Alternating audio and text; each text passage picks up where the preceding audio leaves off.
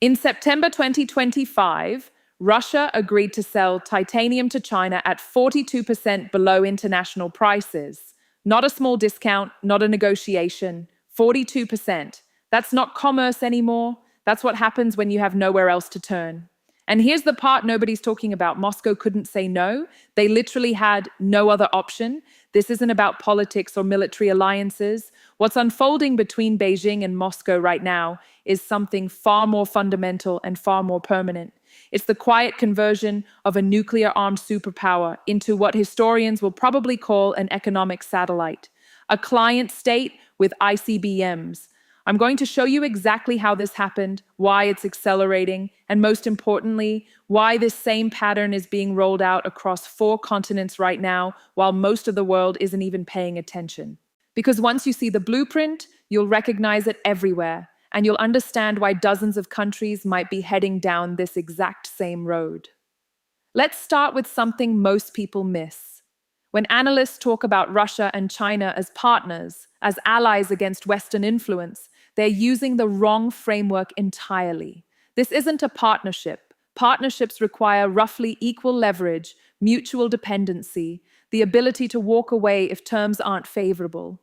Russia lost all 3 of those things between 2022 and 2024, and Beijing knew it was coming years in advance. Think about it like this. Imagine you own a small business. You have 5 major clients. Suddenly, 4 of them cut ties with you overnight. You're left with 1 client who knows they're your only option.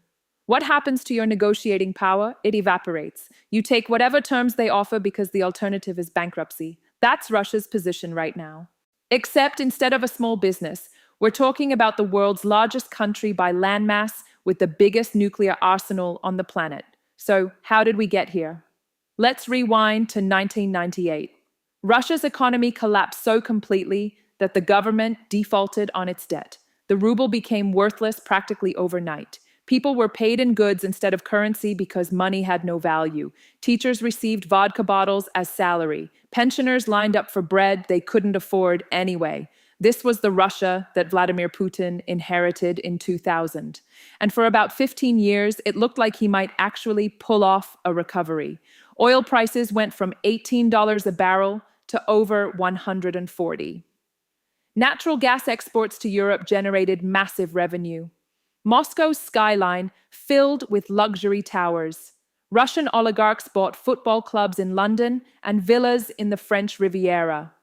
The military got upgraded equipment. Putin annexed Crimea without serious consequences. Russia felt powerful again. But here's what everyone missed during those boom years. Russia never actually built anything sustainable. While China was constructing entire industries from scratch, moving up the value chain from cheap manufacturing to advanced technology, Russia remained fundamentally the same economy it had been for decades, a resource extraction operation. By 2021, roughly 70% of Russia's export earnings came from oil, gas, metals, and raw materials. Compare that to South Korea, which went from making cheap textiles to producing semiconductors and smartphones in 1 generation. Or Singapore, which transformed from a port city to a global financial hub. Russia had all the money and all the time it needed to diversify. It chose not to, and that choice created a structural vulnerability that would become catastrophic. Then February 2022 arrived. Russia launched what it expected would be a quick military operation in Ukraine. Kiev would fall in 72 hours. The government would collapse. The West would condemn it and move on, just like with Crimea.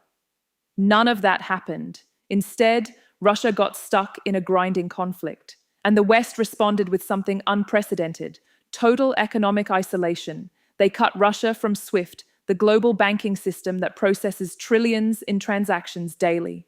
Western companies exited the Russian market in weeks. Apple, Microsoft, Boeing, Siemens, hundreds of major corporations pulled out completely. Technology imports stopped cold, no more semiconductors, no more aircraft parts, no more advanced machinery. Half of Russia's foreign reserves, roughly $320 billion, were frozen in Western banks. Moscow couldn't access its own money. European countries that had been buying 43% of Russia's natural gas started frantically looking for alternatives. The ruble crashed again. Inflation spiked above 19%. Capital flight accelerated. By 2024, Russia's economy had contracted somewhere between 8 and 12%, depending on which estimates you trust. And suddenly, Russia needed a lifeline, fast. There was only one country positioned to provide it, one country that wouldn't demand regime change or democratic reforms or human rights improvements, one country that had been quietly preparing for exactly this moment: China. But here's where the story gets really interesting. China didn't rush in to save Russia. It waited, strategically, patiently, let Russia get desperate first. This is crucial to understand. When you study Chinese strategic culture, you find a concept that goes back more than 2,000 years. It's called the tribute system. For centuries, China didn't conquer its neighbors through military invasions. It attracted them. The deal was elegant. You acknowledge China's superiority, you send symbolic tribute, and in return, you get trade access, protection, and most importantly, you keep your sovereignty. Korea participated, Vietnam participated, Burma participated, not because they loved China, but because it was the smart calculation. The modern version looks different, but functions identically. China doesn't demand tribute in silk and gold anymore. It offers loans, infrastructure investments, trade deals, and in return, countries gradually align their interests with Beijing's, not through force, through necessity. Russia was always going to end up here. Every sanction pushed it further into China's orbit. Every frozen asset eliminated an alternative. Every pipeline shutdown made Russia more dependent on Eastern markets. And Beijing understood this completely. They didn't need to invade Siberia. They just needed to wait for Russia to run out of options. The genius of China's strategy is plausible deniability. When Russia comes asking for help, China frames it as friendship, as mutual benefit, as joint resistance to Western hegemony. But look at the actual terms. Look at who needs whom more. After the invasion, China became Russia's economic oxygen supply. But China never publicly endorsed the military action, never sent weapons, at least not overtly, never risked secondary sanctions from the United States or Europe. China threaded the needle perfectly. Support Russia just enough to keep it dependent and functional, but not so much that it damages China's own interests with the West. This is strategic patience in action. America thinks in 4-year election cycles. China thinks in decades. America wanted to punish Russia immediately. China was willing to wait for Russia to become desperate. And here's the uncomfortable reality that nobody in Moscow wants to acknowledge. China doesn't see Russia as an equal partner. It sees Russia as a resource-rich territory that can serve Chinese strategic interests. A buffer against NATO, a cheap energy supplier, a vote on the UN Security Council, but not an equal. The relationship isn't symbiotic, it's extractive. Russia provides discounts, access, and sovereignty piece by piece. China provides just enough support to keep Russia from collapsing, but not enough for Russia to regain independence. It's absorption disguised as friendship. So when Putin and Xi talk about their unlimited partnership, pay attention to who actually has limits and who doesn't. Russia's options shrink every month. China's options multiply. Let me give you specifics that illustrate just how lopsided this has become. Before 2022, Russia sold its energy to the highest bidder globally. Europe was the premium market. Germany, Italy, France, they paid market prices, sometimes above market prices. Russia had leverage. It could threaten supply cuts, and European politicians would panic. Remember the gas disputes with Ukraine in 2006 and 2009? Russia used energy as geopolitical weapon. That leverage doesn't exist anymore. Today, roughly 65% of Russia's oil exports go to one destination: China. And China knows exactly what that means. In 2021, before the conflict, China purchased maybe 16% of Russian oil exports. By late 2025, that number hit 65%. The shift for natural gas is even more dramatic. The Power of Siberia pipeline that opened in 2019 now carries 41 billion cubic meters annually from Siberian fields directly to China. Russia committed to building Power of Siberia 2, an even larger pipeline delivering additional massive volumes. But here's the trap. These pipelines only flow one direction, east, to China. Once they're constructed, Russia cannot redirect that gas to alternative buyers. It's physically locked in. China, meanwhile, has alternatives. It can purchase gas from Qatar, from Australia, from Turkmenistan, from the United States. It can accelerate domestic shale development. Russia doesn't have alternatives anymore, and China leverages that asymmetry ruthlessly. Russian oil sells to China at discounts ranging from 25 to 38% below international benchmark prices. That represents tens of billions in lost revenue annually. Russia cannot refuse these terms. Who else will buy the volume? India purchases some Russian oil, but at even steeper discounts, and India's absorption capacity is limited. China is the only buyer large enough to sustain Russian export volumes. Let that reality settle in. Russia, possessing the world's largest natural gas reserves and ranking among the top 3 oil producers globally, cannot sell its resources at market prices. It's forced to accept massive discounts just to keep the economy minimally functional. That's not strength, that's desperation. And the situation deteriorates further. China doesn't just purchase Russian energy at discounts, it's financing Russian energy infrastructure. When Western majors like ExxonMobil, Shell, BP, and Total pulled out of Russia in 2022, they abandoned joint ventures worth over $60 billion. Chinese state companies filled the vacuum immediately. CNPC, Sinopec, they're now equity partners in Russian Arctic developments, Siberian fields, LNG terminals. This isn't partnership. This is acquisition at distressed prices. China is buying control of Russia's energy assets, while Russia has zero negotiating leverage. In 15 years, when these projects reach full production, guess who controls the output? Not Moscow. Russia tried for decades to pivot toward Asia, to balance between European and Asian markets. It built the Eastern Siberia Pacific Ocean pipeline. It courted Japan and South Korea and India as customers.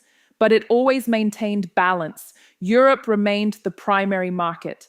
That balance is gone permanently. It's China or economic collapse. There's no middle option left. Nature abhors a vacuum. When Europe stopped buying Russian gas, somebody had to absorb that supply. China did. And now Russia is trapped. Every pipeline constructed, every contract signed, every discount accepted makes Russia more dependent and China more powerful. That's not partnership. That's one-way dependency. Energy isn't even the full story. The financial dimension might be more important long-term. When Western sanctions hit in 2022, Russia was severed from the global financial system. Russian banks lost SWIFT access. They couldn't process dollar or euro transactions. Russian companies couldn't borrow from Western institutions. International credit cards stopped functioning in Moscow. It was financial isolation on a scale never previously attempted against a major economy. China provided the lifeline immediately. Chinese banks, led by ICBC and Bank of China, continued processing Russian transactions through SIPs, China's alternative to SWIFT. Russian companies could still trade, still move money, still operate. But there was a condition. Everything had to be denominated in yuan or rubles. Before the conflict, less than 2% of Russia-China trade settled in yuan or rubles. Everything flowed through dollars. By 2024, that flipped completely. Over 92% of bilateral trade now settles in yuan and rubles, predominantly yuan. Russia's foreign exchange reserves, previously 50% dollars and euros, shifted dramatically toward yuan. Current estimates suggest yuan comprises 45% or more of Russian reserves. This represents a fundamental shift in monetary sovereignty. Russia's economy is being denominated in a currency it doesn't control. Beijing sets yuan policy. Beijing controls yuan liquidity. If China's central bank tightens monetary conditions, Russia feels the impact immediately. If China decides to restrict yuan access to specific Russian entities, Russia's economy freezes. This isn't theoretical. In late 2023, several major Chinese banks quietly reduced transactions with certain Russian companies. Why? They feared secondary sanctions from Washington. Russia couldn't do anything about it. Chinese banks answer to Beijing and to Washington, not to Moscow. The irony is almost painful. Russia spent years working to de-dollarize, to escape dependency on the American financial system. Putin called it economic sovereignty. He succeeded in breaking free from dollar dependence. But now Russia is completely dependent on the yuan. It escaped one hegemon and fell directly into the embrace of another. China is also lending to Russia when no other source exists. Exact figures remain opaque, but estimates suggest Chinese state banks have extended 40 to 70 billion in loans to Russian companies and infrastructure projects. These loans come with conditions attached: technology transfers, equity stakes, long-term supply contracts denominated in yuan. Russia borrows in yuan, repays in oil, gas, and strategic concessions. Cedes control gradually, piece by piece. This is the modern tribute system in operation. The emperor doesn't demand gold anymore. He offers loans, and once you accept them, you cannot leave. Russia needed financial oxygen. China provided it. But every breath comes with strings attached. Now let's discuss technology. This is where Russia's dependency becomes truly structural and potentially irreversible. The Soviet Union was a genuine technological superpower. It launched the first artificial satellite, put the first human in orbit. Soviet scientists won Nobel Prizes in physics, mathematics, chemistry. The country manufactured its own computers, its own aircraft, its own telecommunications networks. It was technologically self-sufficient. Modern Russia is not. Russia's technology sector has been hollowing out for 3 decades. The brain drain started in the 1990s and never stopped. Talented engineers and programmers left for the West, seeking better salaries, better opportunities, better lives. Today, the best Russian developers work for Google, Microsoft, Meta, Amazon. Not for Russian companies. When sanctions arrived in 2022, the technological collapse accelerated dramatically. Western technology companies exited completely. Microsoft stopped licensing software. Apple stopped shipping devices. Cisco, Intel, AMD, all gone. Russia couldn't import semiconductors anymore. Semiconductors are the foundation of every modern device, every industrial system, every military platform. Production lines shut down across Russia. Automotive manufacturers couldn't build vehicles because they relied entirely on imported chips for engine management, safety systems, infotainment. Russia tried desperately to replace Western technology with domestic alternatives. It failed comprehensively. Russia cannot manufacture advanced semiconductors. It lacks the equipment, the expertise, the complete supply chains required. The most advanced chips Russia can produce domestically are 90 nanometer process technology. That's technology from 2004. Modern chips are 5 nanometers or smaller, a 20-year technology gap. So where did Russia turn for replacement technology? China. Huawei replaced Apple in the Russian market. Chinese smartphones flooded retail channels. Chinese telecommunications equipment replaced Cisco and Ericsson infrastructure. Russian internet backbone now runs primarily on Chinese hardware. The security implications are obvious.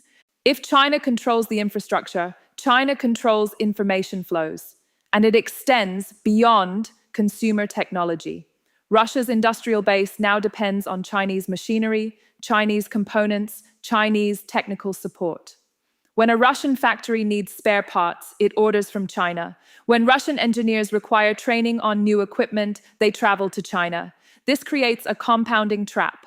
Every year, Russia doesn't invest in indigenous technology development. Every year, its best technical minds emigrate. Every year, it becomes more dependent on Chinese imports. The capability gap widens. And gaps this large don't close quickly. It required China 30 years of focused investment, industrial policy, and talent development to build its technology sector. Russia doesn't have 30 years. It doesn't have the capital, doesn't have the political stability, doesn't have the human resources. By 2026, Russia has effectively become a technological client state. It cannot manufacture modern aircraft without foreign components, cannot maintain telecommunications networks without Chinese equipment, cannot even keep payment processing systems operational without Chinese software support. The Soviet Union lost the Cold War partially because it couldn't maintain technological parity with the West. Now Russia is losing the technology race with China. And this time, it's not even competing, it's just accepting dependence as inevitable. So, what does China actually gain from this relationship? Everything it needs without firing a single shot. First, energy security at bargain basement prices. China is the world's largest energy importer. It requires oil and gas to fuel continued economic growth. Now it has a desperate seller next door, offering 25 to 38% discounts on massive volumes. That's literally tens of billions in savings annually. Money that would have flowed to Saudi Arabia or Qatar now stays within China's economic ecosystem. Second, a strategic buffer that absorbs Western attention and resources. Russia draws NATO focus, draws Western military assets, draws political energy. As long as NATO worries about Russia, it focuses less on China. The Ukraine conflict drained American weapons stockpiles. Javelins, HIMARS, artillery ammunition, all sent to Ukraine.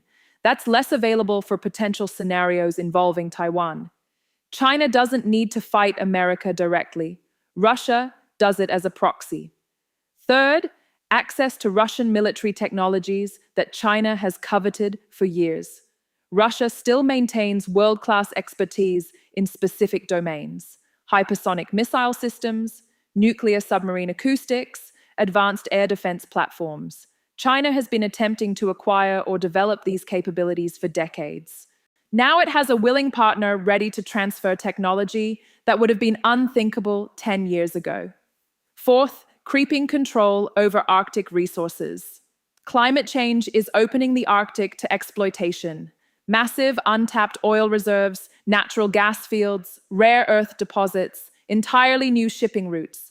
Russia owns most of the Arctic coastline, but lacks capital and technology to develop it alone. Chinese companies are filling that vacuum through joint ventures, financing arrangements, infrastructure investments. In 20 years, when Arctic resources are fully accessible, guess who will control extraction and shipping? Fifth, geopolitical leverage and diplomatic cover. Russia votes with China at the UN Security Council. Russia supports China's Belt and Road Initiative. Russia doesn't criticize Chinese actions in Xinjiang, in Hong Kong, regarding Taiwan. Moscow has become Beijing's most reliable international supporter. That diplomatic alignment is worth billions in soft power. And sixth, proof of concept. China is demonstrating to the entire world that you can survive comprehensive Western sanctions if you align with Beijing. This matters enormously. Countries evaluating which side to choose in the US-China competition are watching closely. If Russia can survive total Western economic warfare with Chinese support, maybe others can too. Venezuela survived this way. Iran is attempting it. North Korea has done it for decades. China is constructing an alternative economic ecosystem, one that doesn't depend on dollars, doesn't depend on Western banks, doesn't depend on Western technology. Russia is the largest test case, and from Beijing's perspective, it's working. So when Chinese state media discusses the Russia-China partnership, they're not lying. It is a partnership, but partnerships don't require equality. In fact, the most effective partnerships from China's perspective are the unequal ones, where China provides just enough to keep the partner dependent, but not enough to restore independence. Russia pays in discounts, sovereignty, and strategic concessions. China pays in access and words. That's not an equal exchange. That's extraction disguised as friendship. There's a fear in Moscow that no Russian official will ever articulate publicly. A fear with deep historical roots. China eventually taking Siberia and the Russian Far East. This isn't paranoia, it's history. In the 1850s and 1860s, when the Qing dynasty was weakened, Russia seized massive territories north of the Amur River and east of the Ussuri River. These became Khabarovsk Krai, Primorsky Krai, sections of Siberia, over 1.2 million square kilometers. China never formally accepted these borders. It refers to them internally as the unequal treaties. Throughout most of the 20th century, this was a real military threat. In 1969, Soviet and Chinese forces fought a brief but bloody border conflict on Zhenbao Island. Hundreds died. Both sides mobilized armored divisions. The Soviet Union seriously contemplated a nuclear strike on Chinese military facilities. The Sino-Soviet split defined Cold War geopolitics for 2 decades.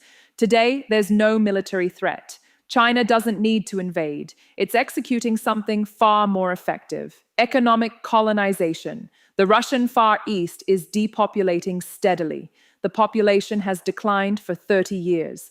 In 1989, the region contained 8.4 million people. By 2025, it's down to 6.1 million. Young people migrate to Moscow, to St. Petersburg, or emigrate entirely. Villages are abandoned. Infrastructure crumbles from neglect. Across the border in China's northeastern provinces, there are over 110 million people. The demographic imbalance is staggering and accelerating. Chinese investment is filling the vacuum systematically. Chinese companies lease farmland across the Russian Far East. Chinese workers arrive for seasonal agricultural labor. Chinese businesses dominate local commerce in cities like Vladivostok and Khabarovsk. Street signs appear in Russian and Chinese. Shopkeepers speak Mandarin as frequently as Russian. The yuan is accepted everywhere as readily as rubles. This isn't military invasion, it's demographic and economic absorption, and Moscow understands exactly what's happening but cannot stop it. Russia needs Chinese investment to keep the Far East economically viable. Without it, the region would collapse entirely. But with it, the region becomes functionally Chinese in everything except formal sovereignty. Putin faces an impossible dilemma. If he pushes back against expanding Chinese influence, he loses the economic lifeline keeping Russia afloat. If he allows it to continue, he risks losing territorial integrity long term, not through war, but through irrelevance. When your population is declining, your economy is stagnating, and your neighbor is rising, time is decisively not on your side. Soviet leaders feared Chinese territorial revisionism intensely. They built up massive military forces on the border. They allied with the West against Beijing. Putin has done the opposite. He embraced China because alternatives don't exist. The West pushed him into this position through sanctions. Ukraine drained his resources through protracted conflict. But somewhere in the Kremlin late at night, there must be a growing awareness. Russia survived Napoleon's invasion. It survived Hitler's invasion. It survived the entire Cold War. But it might not survive being China's junior partner, because subordination, unlike invasion, becomes irreversible without triggering the war Russia cannot afford to fight. The great irony: Russia's 300-year fear of China is materializing, not through conquest, but through necessity. Let's zoom out and see the bigger pattern. Russia's story isn't unique. It's a template being deployed globally. Venezuela, isolated by US sanctions and desperate for cash, turned to China. Now, 68% of its oil exports flow to Beijing at steep discounts. Sri Lanka borrowed billions for infrastructure projects it couldn't afford, defaulted predictably. Handed over Hambantota port on a 99-year lease. Pakistan locked into Belt and Road projects worth over $62 billion. Economically dependent, politically aligned. Zambia pledged future copper revenues to Chinese lenders. Sovereignty mortgaged for infrastructure. The model repeats everywhere. A country faces economic crisis. The West offers conditional assistance, loans with structural adjustment requirements, demands for governance reform, human rights lectures. China offers unconditional capital.